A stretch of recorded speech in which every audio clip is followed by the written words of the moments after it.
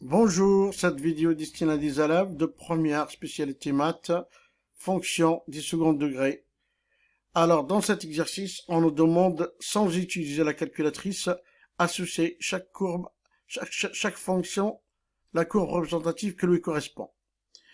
Ici, donc, en regardant un premier coup d'œil, on voit trois paraboles, dont deux qui sont tournées vers le haut, c'est-à-dire le A est positif, pour chacune des deux, et on a une qui est tournée vers le bas, donc ça veut dire que le A est négatif pour P3.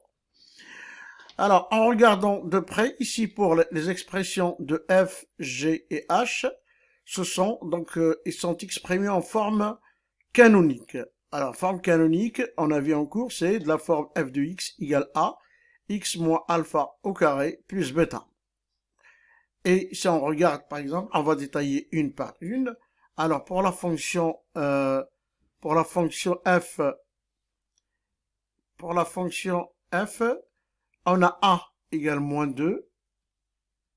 Donc, la première information, moins 2 est plus petit que 0, donc c'est à l'envers. Donc, probablement, c'est P3. Et on a alpha égale moins 1. Et on a bêta égale 3. Et donc, ici, le sommeil a pour coordonnées moins 1, 3. En regardant les trois paraboles, il y en a une qui tournait en bas et en même temps, si je regarde le sommet ici, il a pour coordonnées moins 1, 3, et donc ça correspond à CF. Donc celle-là, c'est CF.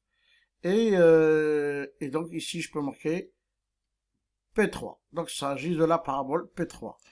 Maintenant, on va prendre la G, la fonction G. On a ici A égale 2, on a alpha égale moins 1, et on a bêta égale moins 3.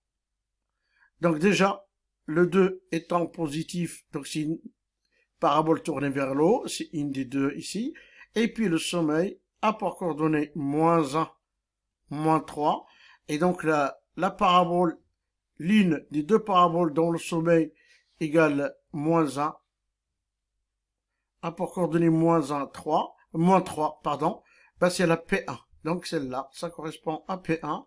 Et bien entendu, celle-là, ça correspond à la courbe de G. Et pour H, on va faire la même chose, même si on peut dire que bah, la troisième, ça correspond à H. Alors pour H, on a A égale 2. Donc positif, ça veut dire que la parabole est tournée vers le haut. Et on a alpha, pardon, égale moins 1. Et on a bêta égale 3. Et donc le sommeil a pour coordonnées 1 et moins 1, pardon, excuse-moi, moins 1, 3. Et donc la seule des trois paraboles dont le sommeil a pour coordonnées moins 1, 3, et ben c'est celle-là. Et donc je peux dire que celle-là c'est P2, et donc celle-là c'est la courbe de H. Voilà, cette vidéo est terminée, merci.